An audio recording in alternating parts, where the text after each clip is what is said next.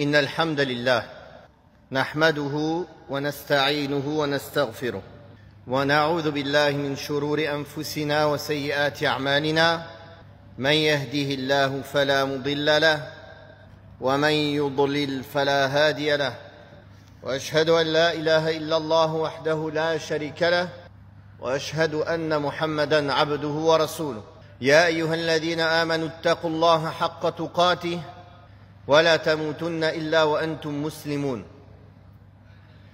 يا أيها الناس اتقوا ربكم الذي خلقكم من نفس واحدة وخلق منها زوجها وبث منهما رجالا كثيرا ونساء واتقوا الله الذي تساءلون به والأرحام إن الله كان عليكم رقيبا يا أيها الذين آمنوا اتقوا الله وقولوا قولا سديدا يصلح لكم أعمالكم ويغفر لكم ذنوبكم ومن يطع الله ورسوله فقد فاز فوزا عظيما أما بعد فإن أصدق الحديث كتاب الله وخير الهدي هدي محمد صلى الله عليه وسلم وشر الأمور محدثاتها وكل محدثة بدعة وكل بدعة ضلالة وكل ضلالة في النار. Donc nous continuons l'explication de Manhaj al-Salikin de Cheikh Abdurrahman ibn Nasir al-Sa'di rahimahullah sur le chapitre des règles liées aux familles. La fois dernière, nous avons vu les règles de cohabitation avec les épouses. Et on a fini ce chapitre par la manière de régler les conflits avant d'en arriver au divorce. Et nous avons parlé de ce qu'Allah tabaraka wa ta'ala a cité dans le Coran, que si on a peur d'une division entre eux, فَابْعَثُوا حَكَمًا مِّنْ أَهْلِهِ وَحَكَمًا مِّنْ أَهْلِهَا إِنْ يُرِيدَا إِصْلَاحًا يُوَفِّقِ اللَّهُ بَيْنَهُمَا. Envoyez un arbitre sage de sa famille à lui et un arbitre sage de sa famille à elle. S'ils veulent la correction et l'arrangement, Allah va leur permettre cela. Donc, nous avons parlé de quelques règles liées à cela, et que si, au bout du compte, les arbitres voyaient qu'il n'y a pas de solution à part la séparation, ils revenaient au juge qui les a envoyés, pour que le juge il puisse les convoquer et juger, si nécessaire, de cette séparation. La séparation, comme le mariage est un contrat qui se fait avec des conditions, avec des piliers et des conditions et une formulation et une acceptation, la séparation en islam aussi, elle se fait de certaines manières précises. L'imam Ibn al-Qayyim rahimahullah a dénombré une vingtaine de manières de se séparer en islam. Que ce soit les différents types de divorce ou autres, comme on va le voir dans les chapitres qui arrivent après, ou les annulations de mariage, ou annulation pour défaut, ou annulation car une condition n'a pas été respectée, demande d'annulation, ou le chapitre que nous allons voir aujourd'hui qui est la demande de khula'. La demande de khula', qui est la demande de séparation contre une compensation financière. La demande de séparation contre une compensation financière. D'ailleurs, le cheikh a dit, ce type de résiliation consiste en ce que l'homme se sépare de sa femme moyennant une compensation de la part de la femme ou de la part d'un tierce. Donc c'est ça le khula'. On comprend à travers cette définition, quand le cheikh a dit une séparation firaq. Ici, ils ont traduit par résiliation, mais ce n'est pas dans tous les cas une résiliation. Le khula', ce n'est pas dans tous les cas une annulation ou une résiliation du mariage. On va le voir. Parfois, ça peut compter comme un divorce. Et on va voir les différences entre le divorce et le khula', et entre le divorce qui est fait sous l'image d'un khula', contre-compensation. Parce que il en découle des règles. Donc c'est une séparation. En quoi consiste cette séparation? En ce que l'homme se sépare de sa femme. Donc on comprend déjà que le khula', il est dans la main de l'homme. Il n'est pas dans la main de la femme. Il n'est même pas dans la main du juge à la base. Car chez les Hanbalites, par exemple, l'avis majoritaire chez les Hanbalites, c'est que le khula', il ne peut être accepté que si l'homme accepte. C'est tout. Il n'y a pas d'autre solution. S'il accepte, il y a un khula'. S'il n'accepte pas, le juge peut juger du divorce pour manquement au devoir, pour une autre raison. Mais il ne peut pas le forcer à faire le khula'. Ça, c'est un avis. Mais l'avis qui est resté, qui a été répandu chez les plus contemporains, parmi les Hanbalites, chez les juges al-Maqadisa, c'est-à-dire qui venaient de Jérusalem, Beit al-Maqdis, comme Ibn Qudama et d'autres, c'est qu'ils considéraient que le juge, il peut aussi forcer l'homme à accepter le khula'. Et aujourd'hui, les juridictions des pays musulmans, la plupart, ils jugent selon cet avis. C'est-à-dire, c'est le juge peut forcer l'homme à accepter le khula'.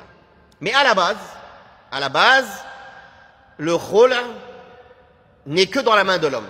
Comme le divorce. Il n'est que dans la main de l'homme. Ni une femme, elle peut faire le khula', dire j'ai divorcé mon mari. Ça n'existe pas une femme qui divorce son mari.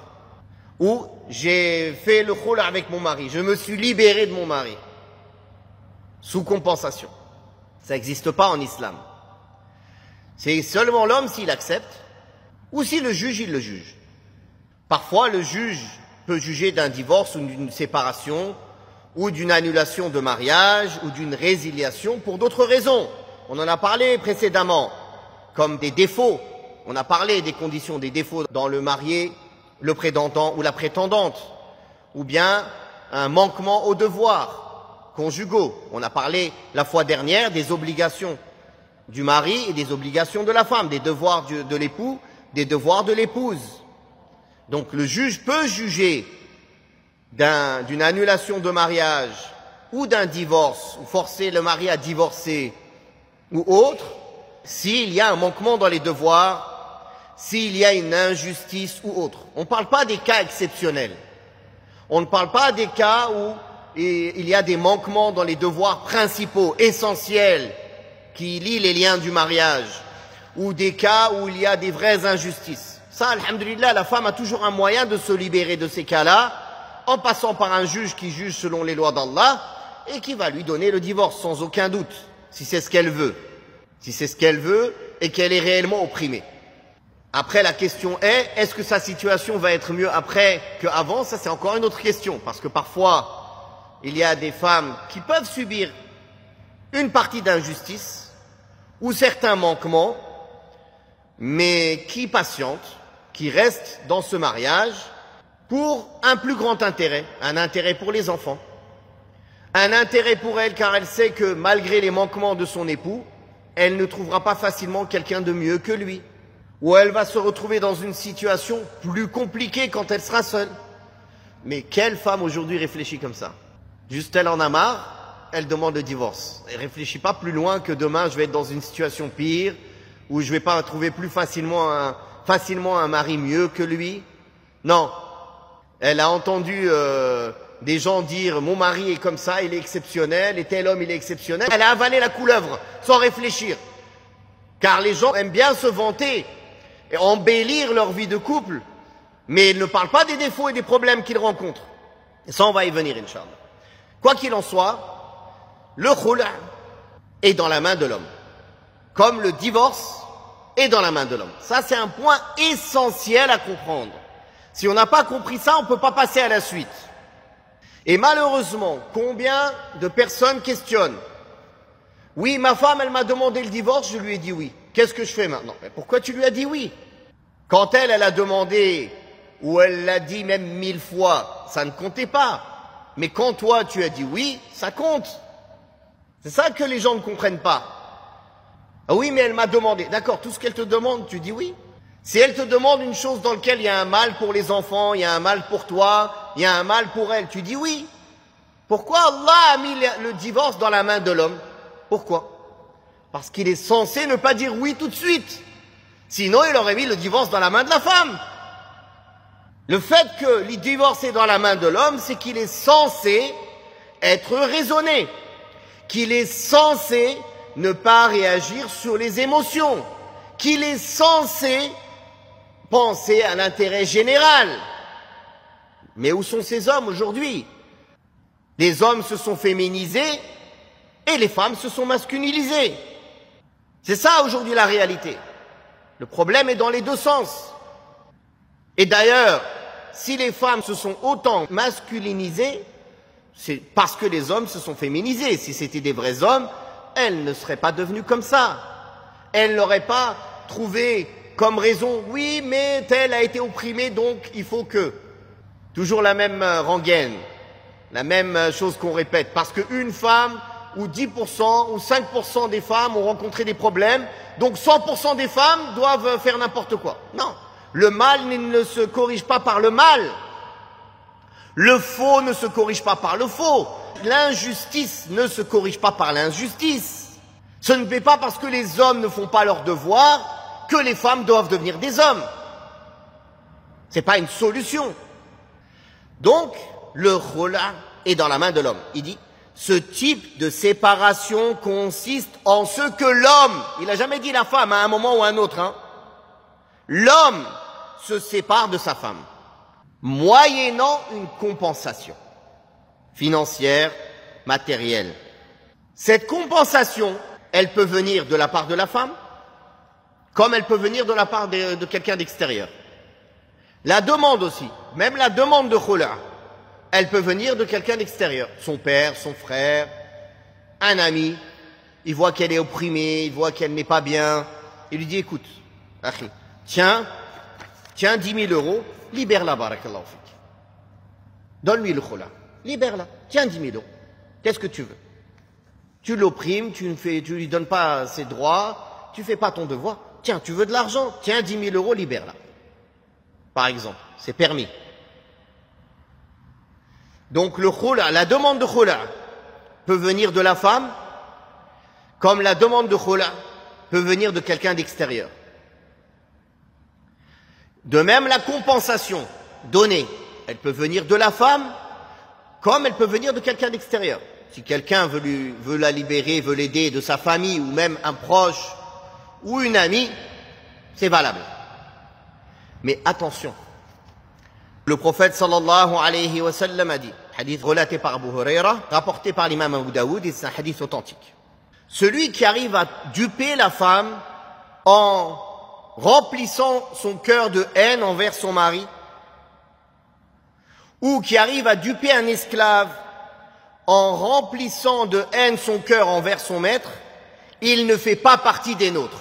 Le prophète sallallahu alayhi wa sallam a dit, celui qui fait ça, il ne fait pas partie des nôtres. Donc c'est une mise en garde grave, c'est un péché grave de pousser une femme au divorce. Donc si quelqu'un vient, demande au mari qu'il fasse le khula, sans raison valable, il rentre dans ce péché. Même si lui veut libérer la femme ou le payer. Encore pire, si c'est quelqu'un qui fait ça parce que peut-être derrière il veut récupérer cette femme. Il rentre dans ce péché. En plus du fait qu'il trompe cet homme. Rentre dans ce péché toute personne qui s'efforce de corrompre l'épouse d'un homme envers son mari. Que ce corrupteur soit un homme ou une femme. Qu'il soit un proche ou quelqu'un de lointain. De quelle manière? En évoquant ses défauts. Ah ouais, ton mari il est avare. En plus, c'est pas quelqu'un qui est en forme physiquement. Il est toujours dehors. Je ne sais quoi. Mais le mari d'une telle, masha'Allah, regarde comment il est, t'inquiète pas, si tu divorces avec lui, il y a tellement de jeunes hommes beaux et riches qui te demanderont, regarde lui comment il est bien, il est joli, il a de l'argent, et ton mari il est pauvre, il n'a pas un sou, il est avare, etc. Le prophète sallallahu alayhi wa sallam a dit, il ne fait pas partie des nôtres, cette personne.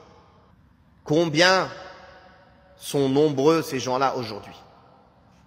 Surtout des femmes divorcées qui, pour se sentir mieux, veulent faire divorcer aussi les autres. Comme ça, elles se sentent en bande, en groupe. Ah, je suis pas seule à souffrir. On souffre à plusieurs.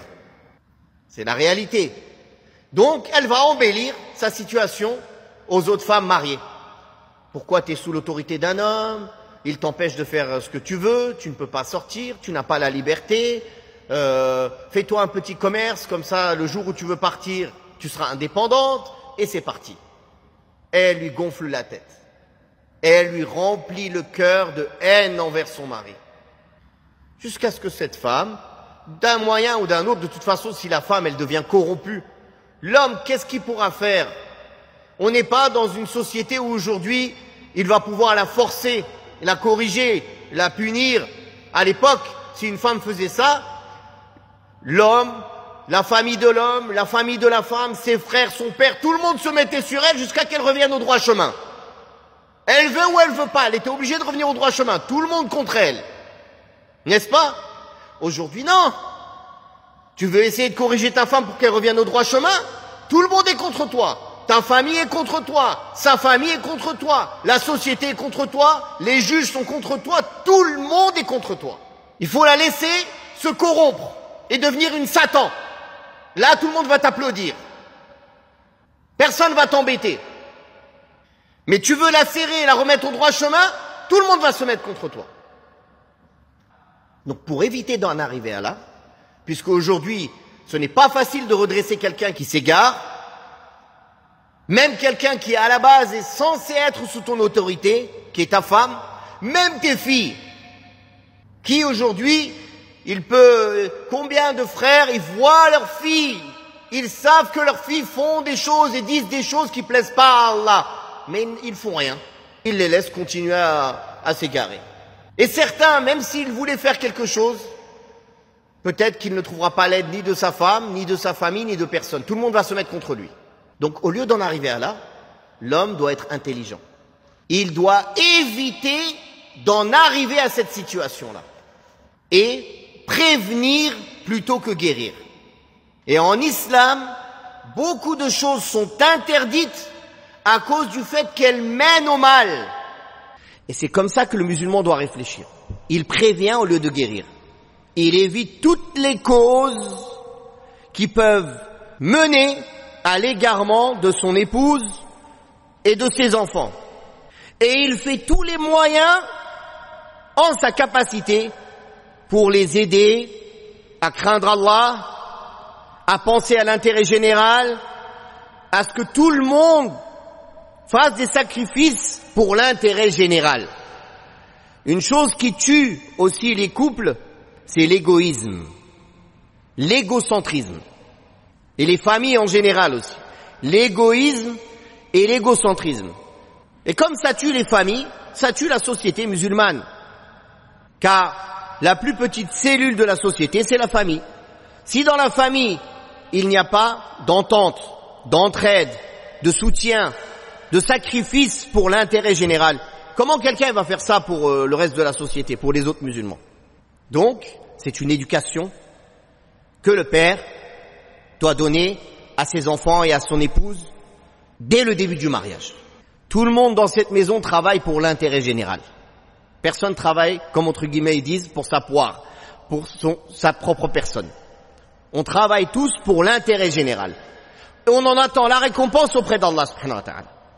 Combien un chef de famille honorable, combien de choses il sacrifie, combien de son confort il sacrifie, combien de choses il sacrifie pour l'intérêt de sa femme et de ses enfants? Énormément. Si c'est un homme honorable. Malheureusement, aujourd'hui, la plupart de nos frères sont dans l'insouciance. Ils ne sont occupés que à courir derrière le dunya amasser de l'argent, du confort, des plaisirs, des délices, des voyages, des voitures, des maisons, du commerce.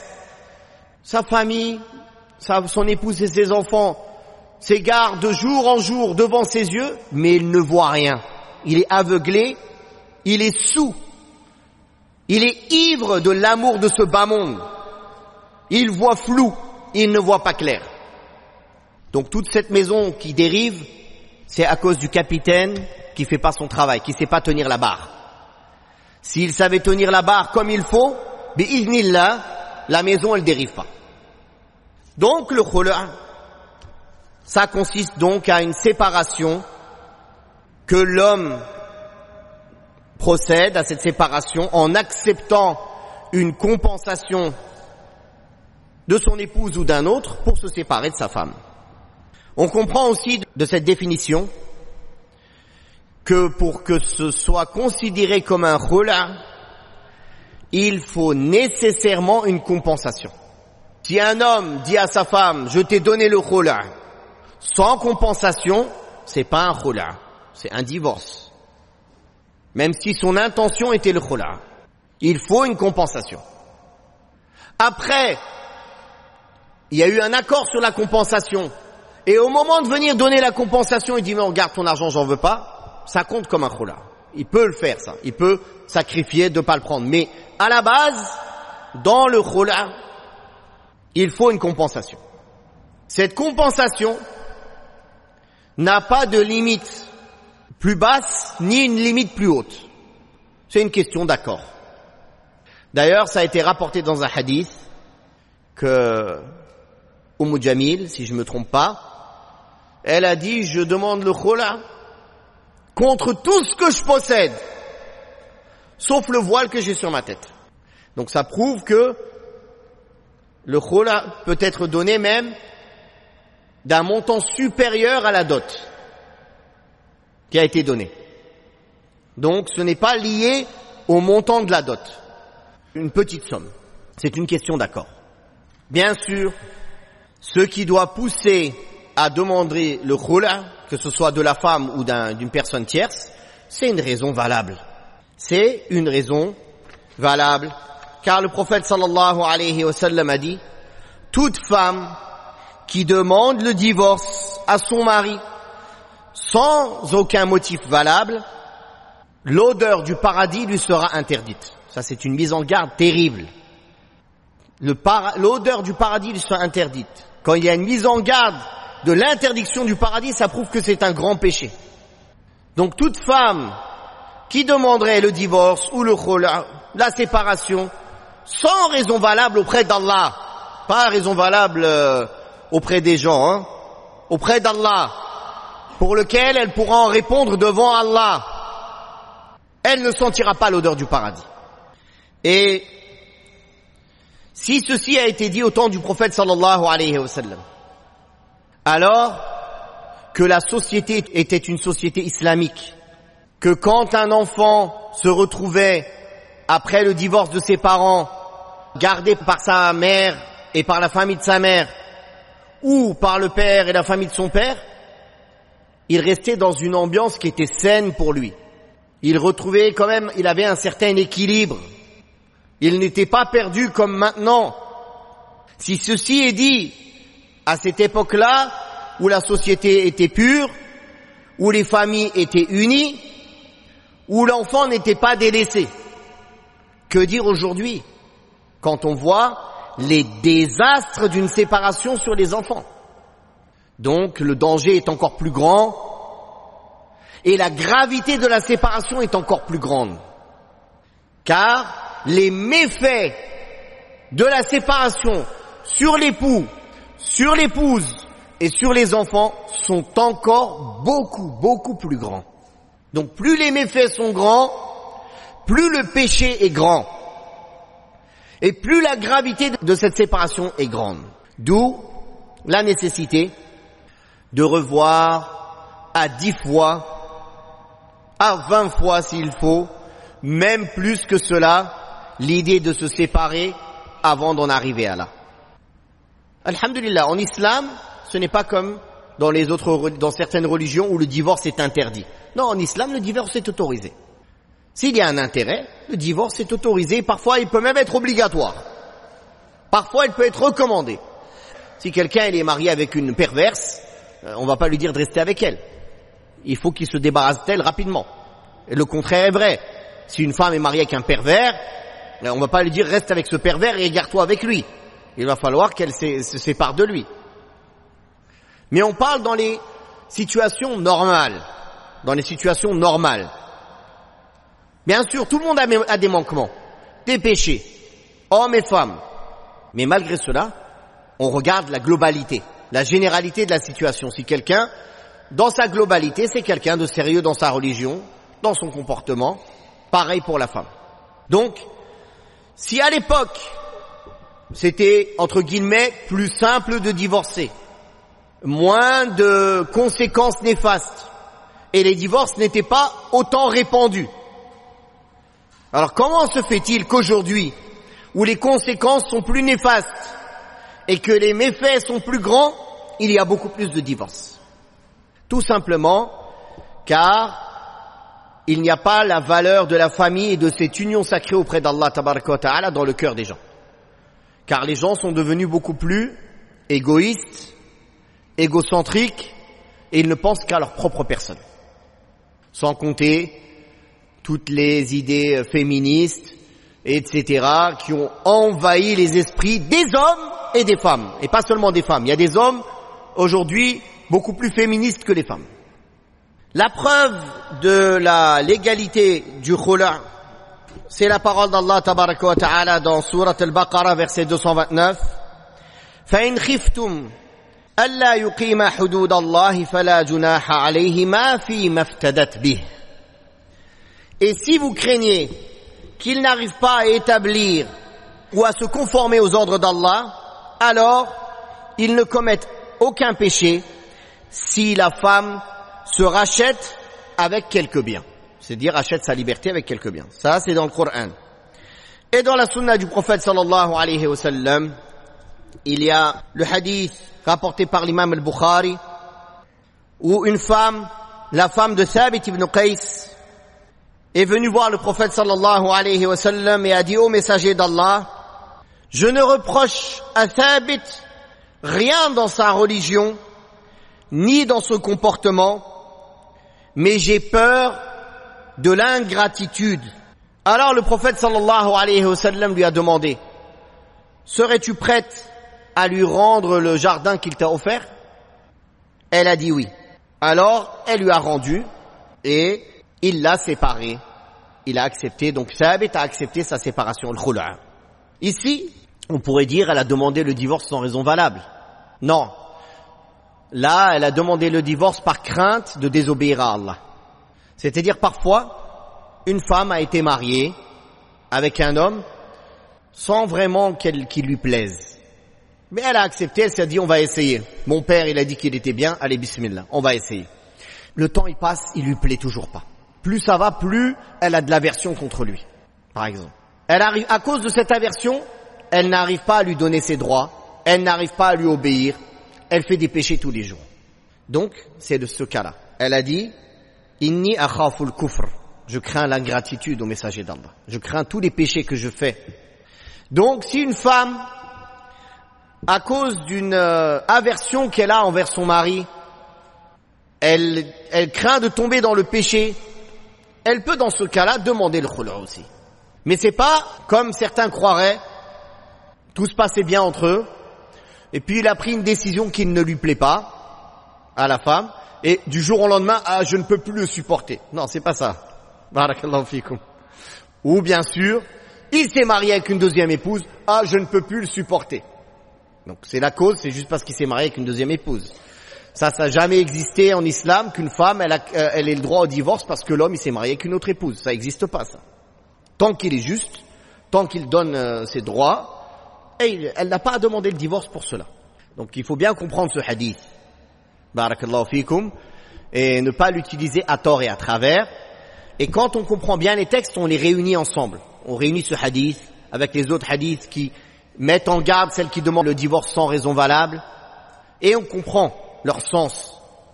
Mais si on prend qu'une partie et on délaisse l'autre partie, comme faisait Ahl al-Kitab, les Yahoud, comme Allah Ta'ala a dit dans le Coran, et ça aujourd'hui beaucoup font cela. Ils vont prendre que les parties qui les arrangent. Par exemple, les hommes, ils vont prendre tous les hadiths qui parlent de l'obéissance à l'homme. Ils ne prennent pas les hadiths où le prophète sallallahu alayhi wa sallam lui a ordonné d'être bon avec les femmes, d'être doux avec elles, etc. Non. Et la femme, tous les hadiths qui parlent, qui sont de son côté. Non, ça n'existe pas. Il faut être juste et objectif. Il faut réunir tous les textes qui parlent de ce sujet pour en comprendre l'essence et en tirer les règles. Donc, le cheikh a dit, en parlant de ce hadith, si la femme a de l'aversion pour la conduite de son mari, ou pour l'aspect physique de ce dernier, ou si elle craint de ne pouvoir s'acquitter de ses devoirs conjugaux en restant avec lui, il n'y a aucun grief à ce qu'elle lui paye une compensation afin d'obtenir leur séparation. Et là, bien sûr, s'il n'accepte pas, ça marche pas. Il faudra dans ce cas-là qu'elle saisisse un juge. Et le juge, s'il est juste, il va écouter ses doléances et voir si sa demande est acceptable et justifiée. Et dans ce cas-là, il pourra juger en sa faveur. Mais s'il voit que sa demande n'est pas acceptable, n'est pas justifiée, il ne jugera pas en sa faveur. Il va lui dire, Binti, patiente avec ton mari, et demande à Allah qui te protège contre les shaitans hommes et djinns qui t'ont insufflé cette idée, et reviens à ton droit chemin. Voilà, tout simplement. Puis le cheikh a dit, ce type de résiliation est permis, quelle que soit la contrepartie, pourvu que l'individu concerné soit habilité à divorcer. Bien sûr, donc l'homme, il accepte le khula, ou bien son représentant.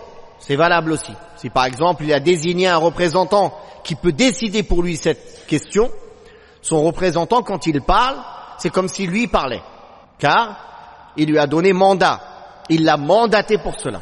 Donc à partir du moment où il l'a mandaté, c'est valable. Puis le cheikh a dit, dans le cas où la demande de résiliation n'est pas motivée par la crainte de ne pouvoir observer les limites sacrées d'Allah, il y a un hadith dans lequel le prophète sallallahu alayhi wa sallam a dit, toute femme qui demande le divorce à son mari sans aucun motif valable ne sentira pas l'odeur du paradis, ou bien l'odeur du paradis lui sera interdite. On va finir ce chapitre du khula en citant un point dans le madhab de l'imam Ahmed ibn Hanbal qui différencie les différents types de khula.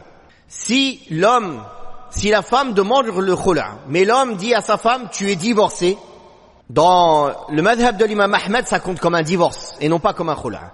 Sauf que c'est un divorce pour lequel il ne pourra pas la reprendre pendant la période de viduité.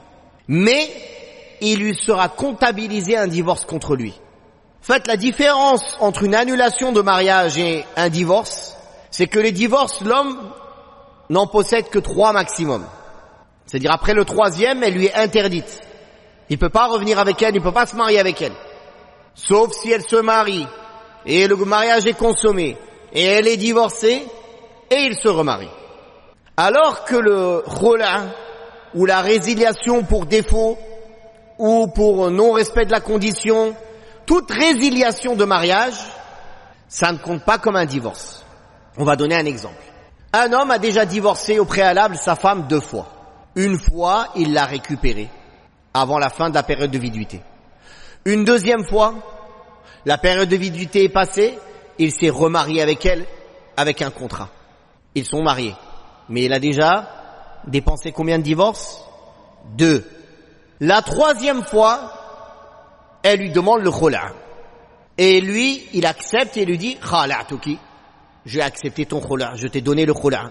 Et voilà qu'ils viennent nous voir, ils viennent voir le juge, on regrette, on a eu déjà 2 divorces, et là, elle m'a demandé le khula et j'ai accepté. Je voudrais me remarier avec elle. Il peut, car ce khula ne compte pas comme un divorce. Il n'a que 2 divorces à son actif. Vous avez compris la différence entre le khula et le divorce. Par contre, si elle vient, elle lui dit donne-moi le khula, et lui il dit tu es divorcé, et il prend la compensation, chez les Hanbalites ça compte comme un divorce. Donc il lui dit c'est fini, tu peux plus te marier avec elle. Vous avez compris? D'ailleurs eux ils différencient 3 cas. Le cas où il dit tu es divorcé, ça compte un divorce, même s'il y a une compensation. Le cas où il lui dit je te donne le khula', mais avec l'intention du divorce, ça compte comme un divorce. Et le cas où il lui dit je te donne le khula' ou khala'tuki, sans intention précise ou avec l'intention du khula', ça compte comme un khula'. Donc comme une annulation de mariage. Et s'il y a une annulation de mariage, la différence aussi, elle se fait dans la période de viduité. Pour un khula' ou pour une annulation de mariage, c'est une seule période de menstru. Pour un divorce, c'est 3 périodes de menstru. Si il a accepté le khula' contre compensation financière, même si elle n'a pas été encore donnée, elle lui devra, c'est une dette. À partir du moment où il a accepté, c'est valable. Contre compensation financière, ou il a dit je te divorce, contre compensation financière, il ne pourra revenir avec elle qu'avec un nouveau mariage. Et un nouveau contrat de mariage, avec une nouvelle dot, avec les tuteurs, avec toutes les règles du mariage. Est-ce que c'est clair? Voilà concernant le khula'. Et Inch'Allah, la fois prochaine, on va parler du divorce, qui est un chapitre un peu plus grand, où on essaiera de prendre le temps de bien expliquer, Inch'Allah.